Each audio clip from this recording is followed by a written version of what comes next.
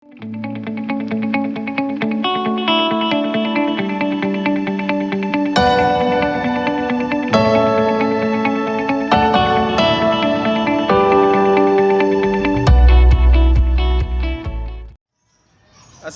warahmatullahi wabarakatuh. Selamat pagi. Apa kabar seluruh siswa dimanapun Anda berada saat ini? Mudah-mudahan tetap ada di rumah ya. Tetap jaga jarak, tetap jaga kondisi, tetap jaga kebersihan. Oke, tetap selalu tersenyum, tetap semangat pagi hari ini. PJJ tetap belajar. Baik, di kesempatan pagi hari ini Bapak akan menyajikan materi tentang dasar-dasar kreatif, di mana kita akan mencoba mengeksplorasi apa kreativitas itu, bagaimana kreativitas itu. Oke, ikuti terus, jangan kemana-mana. Assalamualaikum warahmatullahi wabarakatuh. Selamat pagi. Baik untuk semua siswa, berikut adalah materi dasar-dasar kreativitas yang akan kita mulai di pagi hari ini. Mudah-mudahan semuanya sehat-sehat dan baik-baik saja. Jangan lupa untuk selalu menjaga jarak dan gunakan atau taati selalu protokol kesehatan.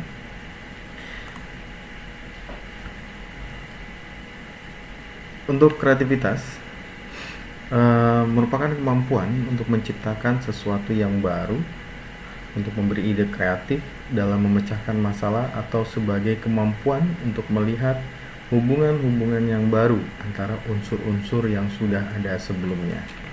Nah, yang saya highlight adalah kemampuan menciptakan baru, memecahkan masalah. Nah, ini kata kuncinya. Oke. Pengertian dari kreativitas, kata kuncinya adalah kemampuan menciptakan baru, memecahkan masalah. Segala kemampuan seseorang untuk menciptakan sesuatu yang baru, baik berupa gagasan maupun karya nyata yang relatif berbeda dengan apa yang telah ada sebelumnya. Nah, kayak contohnya misalnya gini. Di rumah, kalau kamar kamu ada pintu menggunakan slot ya, handle ya. Nah, biasanya handle yang di kusen temboknya copot misalnya. Nah, kan itu pintunya nggak bisa menghadang ya, jadi nggak bisa tertutup. Nah, kalau kamu menggunakan daya kreativitas kamu, pengganti yang handle ini bisa kamu gunakan benda lain. Ini udah rusak misalnya nih, yang di kusen pintu udah rusak. Nah, kemudian kamu ganti yang di kusen pintu ini dengan sesuatu yang baru, yang lain.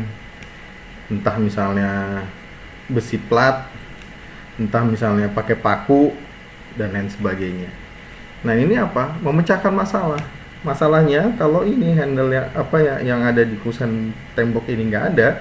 Nah, masalahnya kan pintu ini nggak bisa ditutup, selalu terbuka karena nggak ada sangkutannya. Ya, seperti yang di awal tadi, memecahkan masalah. Nah, memecahkan masalahnya ini bisa pakai paku, bisa pakai plat, atau bisa pakai bentuk unsur yang lain yang dapat menghadang pintu ini untuk tidak terbuka dengan bebas. Seperti itu ya. Umumnya, kreativitas didefinisikan sebagai person. Ada orang ya, sebuah proses, press, tekanan, dan produk.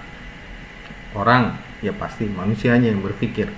Manusia berpikir ketika melihat sesuatu permasalahan dengan daya pengalaman, pengetahuan yang kamu miliki, dan juga pengalaman dari orang lain atau pengalaman yang pernah kamu temui secara langsung. Ini menjadikan sebuah proses pengayaan, menjadikan proses pendewasaan, menjadikan proses bank berpikir ya, ide-ide dan lain sebagainya. Nah, itu akan keluar ketika ada tekanan, ditekan karena kondisi. Nah, menghasilkan sebuah produk. Apa produknya ya? Tadi contoh pintu tadi itu sebuah produk. Ketika pintu handle-nya tadi rusak, pengaitnya rusak, kamu ganti dengan plat atau paku dan lain sebagainya. Ini menjadikan sebuah produk. Oke. Sekarang inovatif. Menciptakan sesuatu yang belum pernah ada.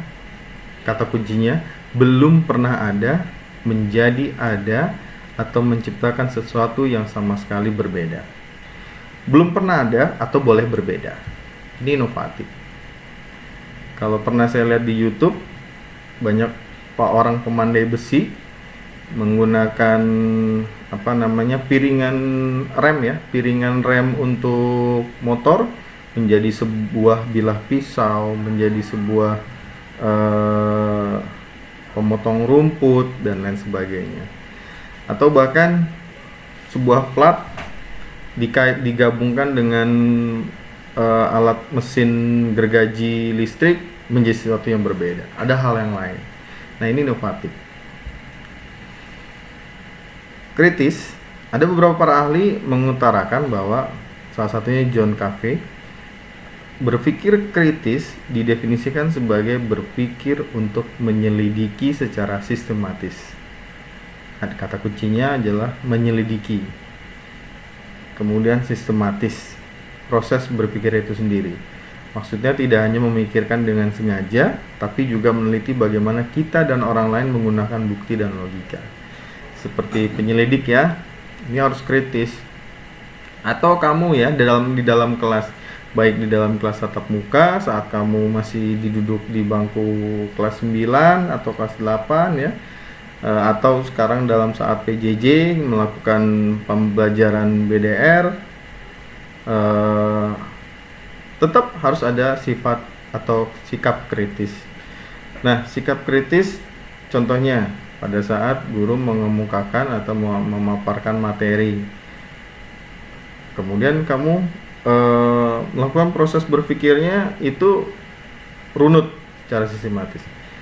Harusnya contoh 1 ditambah 3 itu hasilnya harusnya 4. Nah, ini 1 tambah 3 kok 5. Menurut data kamu yang kamu dapat dari kelas 1 sampai kelas 9, harusnya 1 tambah 3 itu adalah 4, bukan 5. Kamu buka-buka lagi, contoh hal kecil. Buka-buka lagi di rumah misalnya, buka-buka buku catatan. Oh iya ya, waktu aku belajar di kelas 3, kelas 4, kelas 5, bahkan sampai di kelas 7, 1 tambah 3 itu 4. Kenapa ya ibu guruku kemarin atau bapak ibu guru kemarin 1 tambah 3 jadi 5 gitu ya. Nah, itu ketika kamu membuka buku lama, itu proses penyelidikan. Nah, sistematisnya mana? Sistematisnya berjalan ketika dibuka di kelas 3, kelas 4, kelas 5. Nah, itu sistematis. Ya, jadi tidak loncat-loncat proses berpikirnya. Ini yang sederhana. Kalau yang lebih rumit lagi, tiba-tiba di jalan motor kamu mati. Nah, banyak hal tuh. Banyak hal yang bisa bikin motor mati. Dari bensin, dari permasalahan karburator dan lain sebagainya. Nah, yang paling pertama kali dilihat apa? Yang paling mudah dalam otak kita atau pemikiran kita adalah bensin. Oh, bensinnya masih penuh. Nah, ketika bensinnya masih penuh, ini benar nggak tangki bensin meteran bensinnya masih benar-benar bekerja dan lain sebagainya. Nah, itu proses penyelidikan, menyelidiki ya. Oke. Menurut Deci dan Kenny, pemikiran kritis adalah the ability to think logical, to apply this logical thinking to the assessment of situation, and to make good judgment and decision. Kemampuan berpikir secara logis dan menerapkannya untuk menilai situasi dan membuat keputusan yang baik. Nah, seperti itu. Contohnya, ketika motor kamu mogok tiba-tiba, ya, udah punya pikiran, ini yang akan rusak, ini aku keperiksa ini. Tapi untuk menilai ke situasi dan membuat keputusan yang baik, logikanya kamu ketika motor kamu mati dan itu berada di tengah jalan, pertama adalah mencari tempat teraman untuk memeriksa kerusakan dari motor. Nah, ini juga kritis terhadap lingkungan. Jangan pas mati dalam posisi gelap, sepi, nah kamu ngelakuin di situ. Ya, ini akan berbahaya. Cari teman dan lain sebagainya dengan didorong lah atau apalah gitu ya. Oke. Menurut Gerhan, berpikir kritis merupakan suatu proses kompleks yang melibatkan penerimaan dan penguasaan data, analisis data, evaluasi data, dan mempertimbangkan aspek kualitatif dan kuantitatif, serta membuat seleksi atau membuat keputusan berdasarkan hasil evaluasi. Nah, ini biasanya di tingkat manajemen, di tingkat penyelidik ya. Kalau di tingkat peserta didik bisa juga ada ketika misalnya kamu dikasih tugas project bikin maket rumah, kamu harus menguasai data-data tentang bentuk rumah, tentang ukuran rumah, tentang ukuran yang memang standar ya. Kalau nanti misalkan membuat detailnya harus tahu yang digunakan bata, semen dan lain sebagainya berapanya. Nah, itu penguasaan data. Dianalisis nggak? Oh iya, kalau misalkan semennya 1, berapa banyak pasirnya? Nah, harus seperti itu. Kalau 1 semen untuk 1 kol mobil misalnya, itu sudah standarnya.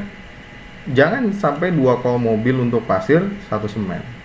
Nah, ini nggak masuk akal. Misalnya seperti itu ya.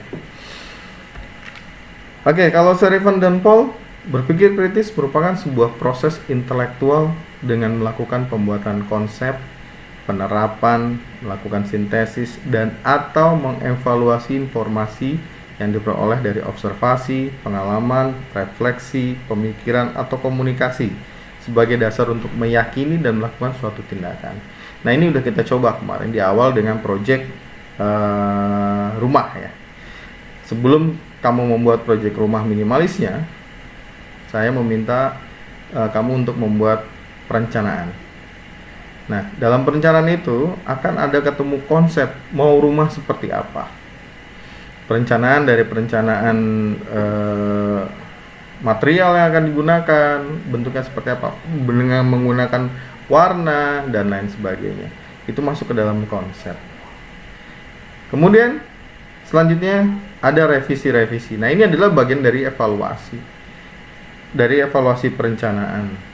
Pada saat kamu membuat maketnya, saya yakin kamu melakukan observasi sebelumnya, entah melalui googling, melalui YouTube, bahkan melalui observasi jalanan ya, keliling rumah sekitar, atau bahkan mungkin bertanya dengan orang sekitar kamu. Bentuknya bagus seperti apa. Nah, terakhir komunikasi. Nah, nanti mengkomunikasikannya ini dengan melalui video dan juga blogger ya. Nanti akan ke arah blogger. Jadi proyek rumahan kita nanti akan mengarah ke pembuatan blogger untuk dikomunikasikan ke semua orang. Nah, ini identifikasi untuk pembedanya. Ada 3 yang tadi sudah kita bahas di kreatif, inovatif, dan kritis. Kreatif dan inovatif di baris pertama itu sama-sama menciptakan. Kalau kritis itu berpikir untuk menyelidiki. Kalau kreatif dan inovatif itu bentuknya baru. Kalau kritis melalui sebuah proses data. Sudah ada, dikritisi data-datanya, diproses. Kreatif sudah ada. Inovatif belum pernah ada. Kritis proses pengalaman. Kreatif bentuk lain, inovatif berbeda. Kalau kritis pertimbangan untuk keputusan. Kalau kreatif misalnya botol plastik udah ada, maka dijadikan bentuk lainnya, misalnya jadi tempat celengan lah, atau tempat pot bunga dan lain sebagainya. Itu kreatif. Inovatif karena ini berbeda, jadi dihancurkan, dijadikan biji plastik, kemudian dibuat penggaris misalnya. Nah, itu inovatif. Kritis, pertimbangan untuk keputusan. Botol ini kalau saya bawa jarak jauh harus diisi air, ini bisa membantu saya dalam kehausan misalnya. Atau botol ini bisa membantu saya untuk menjadi tempat sampah dan lain sebagainya. Oke. Nah, proses kreatif, inovatif, dan kritis. Yang pertama adanya persiapan, mengumpulkan bahan dan referensi pendukung. Kemudian inkubasi, yaitu memproses ide dengan melakukan sintasia dan imajinasi. Jadi inkubasi itu diam dulu ya, kayak orang diam sambil ngebayangin, mengimajinasikan gitu. Nah, setelah itu ada proses iluminasi, yaitu mendapati ide secara bersamaan, dan proses ini bisa datang secara tiba-tiba. Jadi kalau kamu lagi coret-coret terus kemudian diem mikir, tiba-tiba ya saya mau bikin ini bla bla bla bla. Nah, terakhir baru verifikasi, yaitu studi kritis sebelum mengimplementasikan ide dan membuat keputusan penting. Ini idenya saya pengen bikin rumah minimalis 2 tingkat dengan segini. Kira-kira kalau di studi kritis apa? Oh, biayanya banyak nggak ya? Oh iya, ini tahan gempa nggak ya? Oh iya, ini bebas banjir nggak ya? Dan lain sebagainya. Kalau daerahnya nggak bebas banjir, apa yang harus dilakuin dan lain sebagainya. Seperti itu mau melakukan verifikasi. Oke, proses kreatif, inovatif, dan kritis. Adanya pengetahuan baru, adanya cara baru, adanya objek baru, teknologi baru, dan penemuan baru. Ini menghasilkan sebuah inovasi.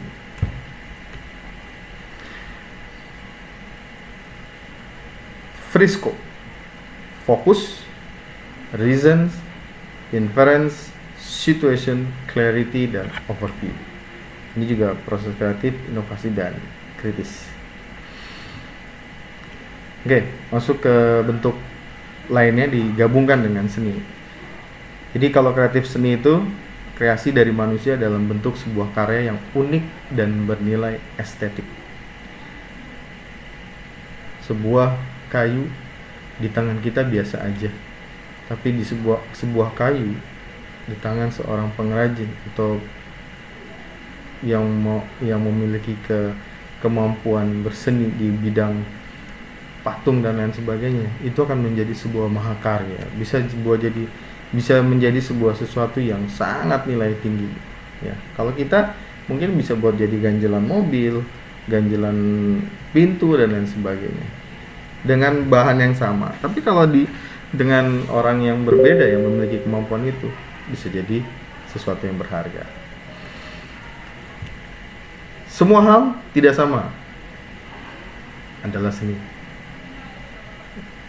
Jadi semua hal itu nggak semuanya sama bisa dibilang seni. Daya kreasi dapat diciptakan dengan kerja seni. Nah, pekerjaan seni itu apa? Itu sebuah pekerjaan berhubungan dengan penciptaan hal-hal yang baru dan belum pernah ada. Pengrajin ya, itu pemain teater, kemudian bintang film, dan lain sebagainya. Penciptaan kreativitas tersebut memerlukan tahapan yang panjang serta memiliki ciri-ciri hasil kreativitas seni yang baik. Hasil karya yang kreatif juga membutuhkan pengalaman dan perenungan batin yang mendalam. Nah, ini kalau pemain film, dia benar-benar harus improvisasi dan lain sebagainya ya. Harus kreatif dengan kondisinya, bisa membaca situasi, dan ini tidak mudah. Biasanya perlu jam terbang yang tinggi. Begitu juga dengan seorang mentor, motivator, dan lain sebagainya. Ini juga memerlukan jam terbang yang tinggi. Bahkan sebagai siswa, kenapa kadang-kadang sering diminta membuat resume, diminta untuk membuat rangkuman, dan lain sebagainya. Sebenarnya itu adalah bagian dari sebuah literasi. Penciptaan kreativitas itu datangnya dari situ juga. Karena prosesnya adalah membaca, menulis, berbicara. Orang yang sudah bisa berbicara secara gamblang, secara lancar, sudah harus melalui proses ini, tahap ini. Sudah melalui tahap menulis, sudah melalui tahap membaca. Jadi apa yang mau dikomunikasikan sudah tergambar, sudah terekam dalam otaknya, dalam benaknya. Ini juga sebuah hal yang kreativitas, menggabungkan sesuatu, banyak ilmu, kemudian dikeluarkan sesuai dengan kebutuhannya. Oke. Ciri hasil kreativitas seni itu unik, masih baru, dan lain dibandingkan yang lainnya. Nah, keunikan tersebut diciptakan untuk membuat sesuatu yang belum pernah dibuat oleh seseorang. Unik ini dapat berupa ide, teknik yang digunakan, medium dan sebagainya. Idenya dahsyat, belum pernah ditemukan di mana-mana, itu unik. Teknik yang digunakan, mungkin orang biasa pakai gergaji mesin, dia cuma pakai pahat.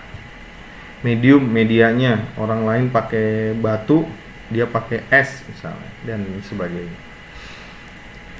Individual. Sebuah karya seni dapat bersifat individual yang berarti hak milik seorang seniman. Ciri ini tercipta karena di dalamnya terdapat kandungan yang khusus. Ya, tidak semua pelukis memiliki jiwa yang sama. Artinya, mungkin dia lebih suka di bagian ini. Ada yang pelukis suka bagian ini. Seniman musik suka dengan warna musik ini. Ada juga yang suka dengan warna musik ini. Nah, itu hasilnya bersifat individu. Kalau yang universal, itu punya rasa artistik dan estetika banyak orang. Makanya dapat dinikmati oleh orang banyak. Bahkan peminat seni tersebut tidak memandang status sosial, pendidikan, harta, ataupun jabatannya. Ini karya seni yang memiliki sifat yang universal. Ya. Ekspresif. Setiap seniman memiliki perasaan ekspresif yang berupa perenungan, pengalaman, dan penjabaran ide. Maka dari itu karya seni yang dihasilkan merupakan bentuk ekspresi dari seniman itu sendiri. Bahkan dapat dijadikan misteri untuk orang lain. Lukisan abstrak, patung yang hanya bisa kita nikmati kalau kita memang sepaham dengan pemahatnya atau pekerja seninya.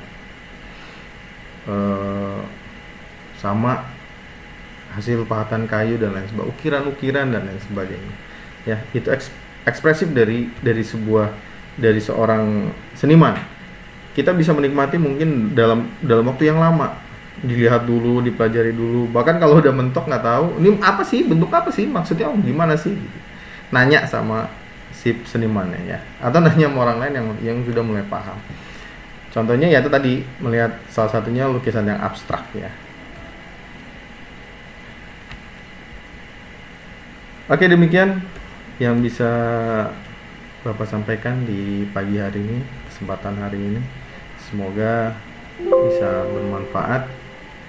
Jika ada yang belum dipahami, silakan ditanyakan melalui Japri atau bisa juga ditanyakan melalui grup yang sudah tersedia sebelumnya. Terima kasih. Assalamualaikum warahmatullahi wabarakatuh. Baik, demikian para siswa materi pagi hari ini. Mudah-mudahan mudah dipahami, dapat dimengerti.